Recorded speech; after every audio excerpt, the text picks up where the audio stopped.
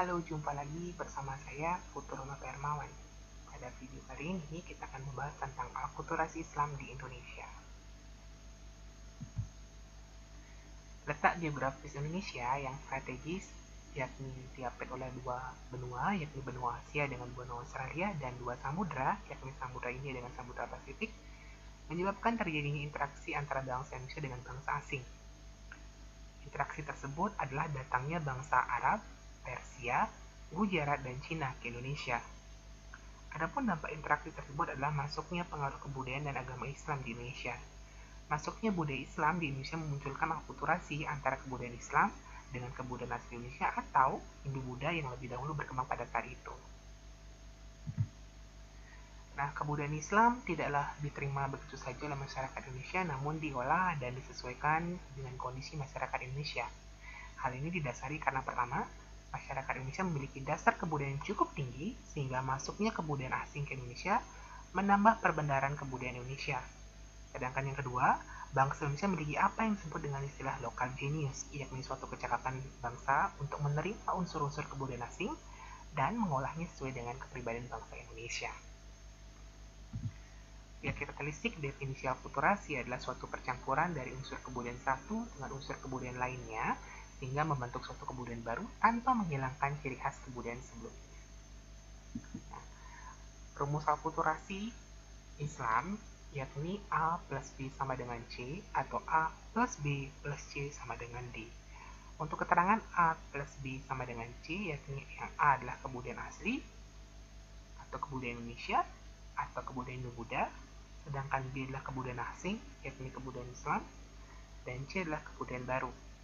Sedangkan untuk rumus A plus B plus C sama dengan D, untuk keterangannya A adalah kebudayaan asli atau Indonesia atau Hindu-Buddha, sedangkan B adalah kebudayaan asing atau Islam, dan C kebudayaan asing atau Eropa, dan D adalah kebudayaan baru. Adapun 7 bidang yang kita bahas dalam akulturasi Islam di Indonesia, yang pertama adalah seni bangunan, kedua seni rupa dan aksara, ketiga seni sastra, keempat seni pertunjukan, kelima sistem pemerintahan, keenam sistem kalender, dan yang ketujuh adalah upacara. Kita bahas satu persatu. Seni bangunan. Akulturasi Islam di Indonesia dalam bidang seni bangunan kita dapat lihat dari adanya masjid. Masjid merupakan tempat peribadatan bagi agama Islam.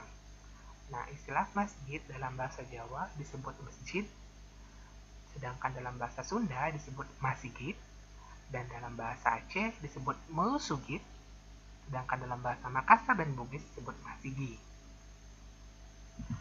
Nah, untuk masjid yang dijadikan sebagai hasil akulturasi Islam di Indonesia adalah Masjid Agung Demak.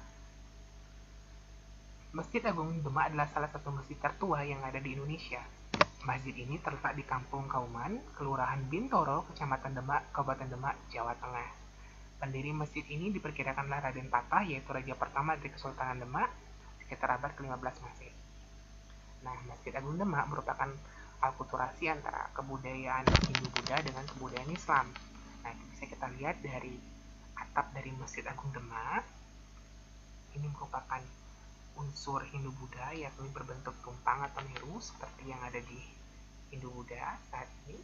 Kemudian untuk poin kebudayaan, unsur kebudayaan Islamnya, kita bisa lihat dari bangunan masjid. Ya. Contoh yang lainnya adalah Masjid Menara Kudus. Jadi Masjid Menara Kudus adalah masjid kuno yang dibangun oleh Sunan Kudus sejak tahun 1549 Masehi atau 956 Hijriah. Lokasi ini berada di Desa Kauman, Kecamatan Kota, Kabupaten Kudus, Jawa Tengah. Nah, akulturasi Masjid Menara Kudus bisa kita lihat dari unsur kebudayaan Hindu-Buddha, yakni poin A-nya, dan poin B-nya adalah masjid. Untuk poin A-nya bisa kita lihat dari menaranya. Jadi, untuk menaranya ini seperti candi Brahu, samping, kemudian di bagian atasnya ini hampir sama dengan Bali Kulkul yang ada di Bali. Nah, dalam menara Masjid Kudus ini, di bagian atasnya dijadikan sebagai tempat untuk menaruh beduk. Ya. Fungsi beduk itu adalah untuk pemberitahuan bahwasanya kegiatan sholat akan dimulai. Sedangkan yang lainnya unsur Hindu-Budanya bisa kita lihat dari Masjid Merah Kudus adalah bangunan gapuranya yang hampir sama dengan gapura yang ada di Bali. Sedangkan untuk poin B-nya atau unsur kebudayaan Islamnya bisa kita lihat dari fungsi masjid itu. Ya. Nah, sedikit informasi, Masjid Menara Kudus ini di dalamnya terdapat sebuah makam, yakni makam Sunan Kudus. Kemudian contoh yang ketiga yaitu Masjid Agung Banten. Masjid Agung Banten adalah salah satu masjid tertua di Indonesia yang penuh dengan nilai sejarah. Masjid ini dibangun pertama kali pada 1566 oleh Sultan Maulana Hasanuddin, Sultan pertama dari Kesultanan Banten. Ia adalah putra pertama dari Sunan Gunung Jati. Nah, jika kita lihat dari akulturasi Masjid Agung Banten ini merupakan hasil perpaduan antara unsur A-nya adalah Hindu-Buddha, unsur B-nya adalah kebudayaan Islam, dan unsur C adalah kebudayaan Eropa. Nah, unsur A-nya ini kita dapat dari bentuk atap dari Masjid Agung Banten yang berbentuk tumpang atau meru. Kemudian unsur Islamnya kita bisa lihat dari bangunan masjidnya. Kemudian untuk unsur Eropanya bisa kita lihat dari bangunan mercusuarnya. Nah, mercusuar ini dibangun oleh seorang arsitek Belanda yakni Hendrik Lussac Kardel dengan gaya arsitektur Belanda kuno. Bangunan ini dirancang dengan tujuan yang pertama adalah sebagai tempat mengumandangkan azan. Nah, selain sebagai tempat mengumandangkan azan, juga digunakan sebagai tempat penyimpanan senjata pada saat itu. Kemudian bidang kedua yakni seni rupa dan aksara. Pada masa perkembangan Islam di zaman Madya, berkembang ajaran bahwa seni ukir, patung, dan melukis makhluk hidup, bahkan manusia secara nyata, itu dilarang dalam ajaran agama Islam. Di Indonesia pun ajaran tersebut sangat ditaati sekali. Hal inilah yang menyebabkan seni patung di Indonesia pada zaman Madya kurang berkembang. Meskipun seni patung untuk menggambarkan makhluk hidup secara nyata tidak diperbolehkan, namun seni pahat atau seni ukir terus berkembang. Para seniman tidak ragu-ragu untuk mengembangkan seni hias dan seni ukir dengan motif daun-daunan, bunga-bungaan seperti yang kita kembangkan sebelumnya. Lalu ditambah seni hias dengan huruf Arab atau kaligrafi. Bahkan muncul kreasi baru yakni kalau terpaksa mau melukiskan makhluk hidup akan disamarkan dengan berbagai hiasan, sehingga tidak lagi jelas-jelas berwujud binatang atau manusia. Seperti relief kera yang disamarkan yang terdapat di dinding Masjid Mantingan Jepara. Nah, Masjid Mantingan Jepara merupakan sebuah masjid kuno di Desa Mantingan, Kecamatan Tahunan, Kabupaten Jepara, Jawa Tengah. Masjid ini konon didirikan pada masa Kesultanan Demak. Ya, jika kita lihat akulturasi dari relief kera yang disamarkan yang terdapat di dinding Masjid Mantingan Jepara, itu poin A-nya adalah binatang kera ataupun gambar Hanoman yang disamarkan.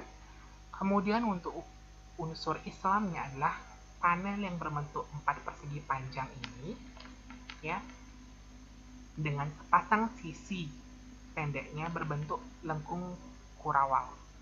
Jadi, lengkung kurawal bagi kaum Sufiisme merupakan simbolik penjelasan hubungan antara Allah dengan manusia. Dan sampai sekarang pun kurung kurawal ini selalu ada bentuknya di masjid-masjid yang kita lihat seperti di gambar ini. Kemudian seni sastra. Bentuk seni sastra yang berkembang adalah hikayat, babat, dan suluk. Nah, pada video ini kita akan bahas adalah hikayat. Jadi hikayat yang kita bahas adalah hikayat Raja Pasai, yang merupakan salah satu sumber tentang cerita masuknya Islam ke Sumatera. Ya, jadi hikayat Raja Pasai ini merupakan perpaduan antara poin A-nya adalah silsilah Raja-Raja Pasai dan poin B-nya adalah tulisan dalam hikayat Raja Pasai ini menggunakan huruf Arab. Kemudian yang kedua contoh yang lainnya adalah babat. Babat yang dipergunakan contoh akulturasi adalah babat tanah Jawi yang salinannya yang dibuat akhir tahun 1800-an. Nah, unsur A-nya adalah babat tanah Jawi ini memuat cerita raja-raja Jawa sejak Nabi Adam, dewa-dewa dalam agama Hindu, kisah Mahabharata, cerita Panji di masa Kediri, era kerajaan Pajajaran, Majapahit, Demak, Pajang hingga Mataram, dan berakhir pada masa Kartasura. Sebuah era ketika Jawa dingerorong oleh Perang Tahdah dan Mataram mulai terpecah belah menjadi Yogyakarta dan Surakarta. Unsur B-nya adalah tulisannya menggunakan tulisan huruf Arab Pegon, yakni bahasa Melayu, Sunda, dan Jawa yang ditulis dengan tulisan khusus yang diambil dari tulisan atau huruf Arab dengan penambahan huruf-huruf yang disesuaikan dengan bahasa Melayu, Sunda, dan Jawa. Kemudian seni pertunjukan. Seni pertunjukan contoh akulturasinya adalah pertunjukan debus. Pertunjukan debus bisa kita lihat unsur akulturasinya untuk poin A-nya adalah properti yang bergunakan pakaian khas Indonesia, kemudian gerakan tarinya.